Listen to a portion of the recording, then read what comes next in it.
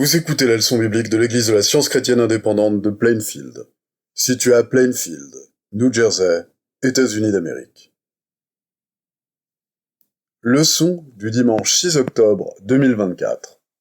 Sujet: l'irréalité. Texte d'or, psaume. Je trouve juste toutes tes ordonnances. Je hais toute voie de mensonge. Lecture alternée. Colossiens. Si donc vous êtes ressuscités avec Christ, cherchez les choses d'en haut, où Christ est assis à la droite de Dieu. Affectionnez-vous aux choses d'en haut, et non à celles qui sont sur la terre. Ainsi donc, comme vous avez reçu le Seigneur Jésus-Christ, marchez en lui, étant enracinés et fondés en lui, et affermis par la foi, d'après les instructions qui vous ont été données, et abondez en actions de grâce. Prenez garde que personne ne fasse de vous sa proie par la philosophie et par une vaine tromperie, s'appuyant sur la tradition des hommes, sur les rudiments du monde et non sur Christ. Car en lui habite corporellement toute la plénitude de la divinité. Vous avez tout pleinement en lui, qui est le chef de toute domination et de toute autorité. La Bible. Au commencement, Dieu créa les cieux et la terre. La terre était informe et vide. Il y avait des ténèbres à la surface de l'abîme, et l'Esprit de Dieu se mouvait au-dessus des eaux. Dieu dit: que la lumière soit, et la lumière fut. Dieu vit que la lumière était bonne, et Dieu sépara la lumière d'avec les ténèbres. Dieu dit: qu'il y ait une étendue entre les eaux, et qu'elle sépare les eaux d'avec les eaux. Dieu appela l'étendue ciel. Dieu dit: qu'il y ait des luminaires dans l'étendue du ciel pour séparer le jour d'avec la nuit. Que ce soit des signes pour marquer les époques, les jours et les années, et qu'ils servent de luminaires dans l'étendue du ciel pour éclairer la terre. Et cela fut ainsi. Écoutez la parole que l'Éternel vous adresse, maison d'Israël. Ainsi parle l'Éternel. N'imitez pas la voix des nations, et ne craignez pas les signes du ciel, parce que les nations les craignent. Car les coutumes des peuples ne sont que vanité. Mais l'Éternel est Dieu en vérité. Il est un Dieu vivant et un roi éternel. Il a créé la terre par sa puissance. Il a fondé le monde par sa sagesse. Il a étendu les cieux par son intelligence. Heureux l'homme qui a trouvé la sagesse, et l'homme qui possède l'intelligence. Mon fils, que ces enseignements ne s'éloignent pas de tes yeux. Garde la sagesse et la réflexion. Elles seront la vie de ton âme et l'ornement de ton cou. Alors tu marcheras avec assurance dans ton chemin, et ton pied ne heurtera pas. Ce même jour, Jésus sortit de la maison et s'assit au bord de la mer. Une grande foule s'étant assemblée auprès de lui, il monta dans une barque et il s'assit. Toute la foule se tenait sur le rivage. Il leur parla en paraboles sur beaucoup de choses, et il dit: le royaume des cieux est encore semblable à un filet jeté dans la mer et ramassant des poissons de toute espèce. Quand il est rempli, les pêcheurs le tirent, et après s'être assis sur le rivage, ils mettent dans des vases ce qui est bon, et ils jettent ce qui est mauvais. Tout ce que vous voulez que les hommes fassent pour vous, faites-le de même pour eux, car c'est la loi et les prophètes. Entrez par la porte étroite, car large est la porte, spacieux est le chemin qui mène à la perdition. Et il y en a beaucoup qui entrent par là. Mais étroite est la porte, resserrez le chemin qui mène à la vie, et il y en a peu qui les trouvent. Gardez-vous des faux prophètes. Ils viennent à vous en vêtements de brebis, mais au-dedans, ce sont des loups ravisseurs. Vous les reconnaîtrez à leurs fruits. Cueille-t-on des raisins sur des épines ou des figues sur des chardons? Tout bon arbre porte de bons fruits. Le mauvais arbre porte de mauvais fruits.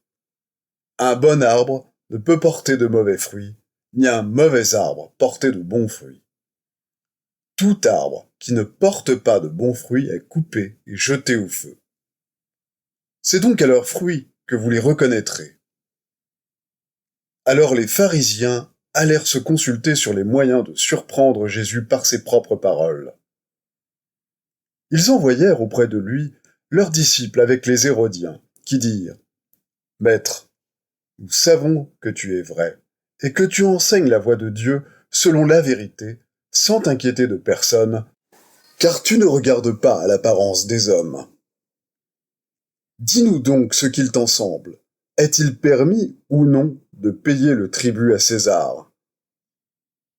Jésus, connaissant leur méchanceté, répondit « Pourquoi me tentez-vous, hypocrite? Montrez-moi la monnaie avec laquelle on paie le tribut. » Et ils lui présentèrent un denier. Il leur demanda « De qui sont cette effigie et cette inscription ?» « De César, lui répondirent-ils.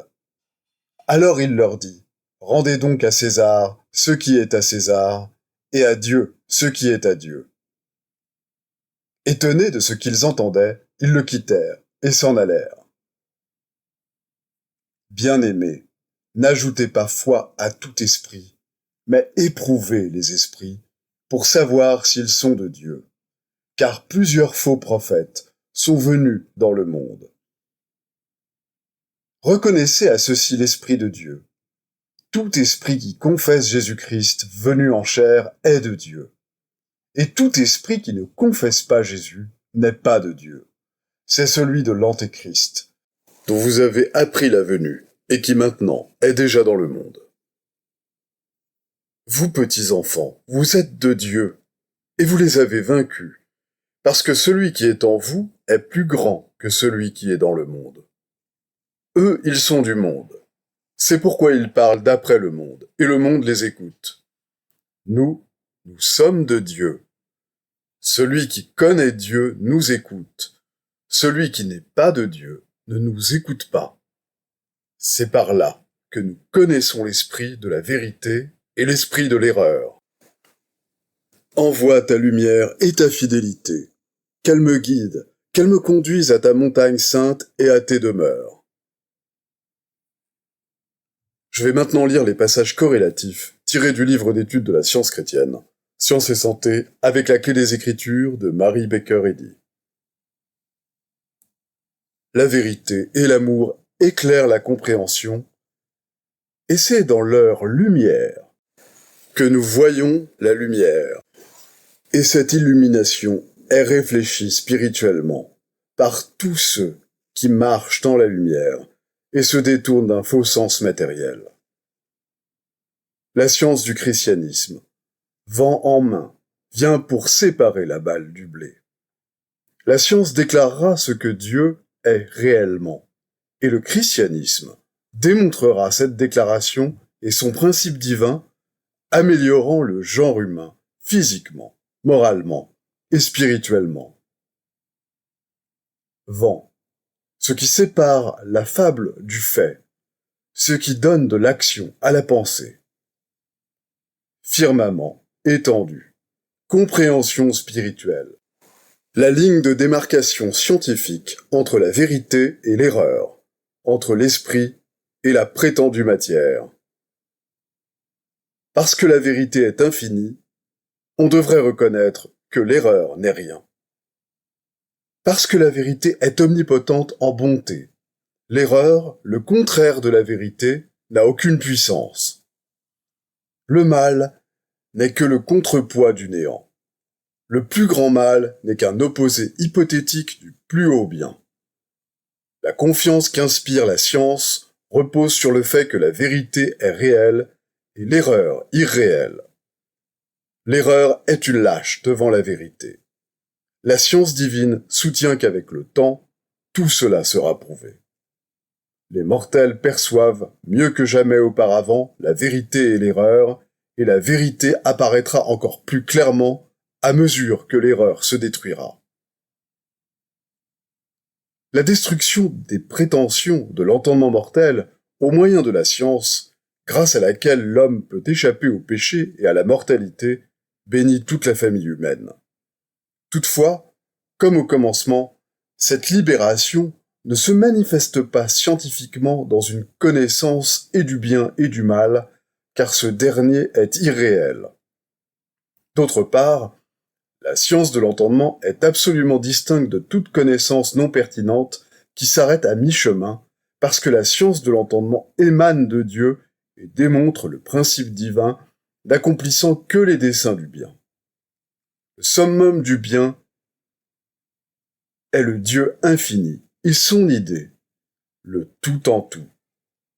Le mal est un mensonge qui repose sur une supposition. On dit parfois que la science chrétienne enseigne le néant du péché, de la maladie et de la mort, et ensuite comment ce néant doit être sauvé et guéri. Le néant de rien est évident, mais il nous faut comprendre que l'erreur n'est rien et que son néant n'est pas sauvé, mais doit être démontré afin de prouver la réalité, voire la totalité de la vérité. Il est évident en soi que nous ne sommes harmonieux que dans la mesure où nous cessons de manifester le mal, ou la croyance que nous souffrons à cause des péchés des autres. Ne pas croire à l'erreur détruit l'erreur et mène au discernement de la vérité. Tout ce que nous savons exactement concernant l'esprit nous vient de Dieu, le principe divin, et nous est enseigné par le Christ et la science chrétienne. Si cette science a été apprise à fond et convenablement assimilée, nous pouvons connaître la vérité avec plus d'exactitude que l'astronome ne peut connaître les étoiles ou calculer une éclipse.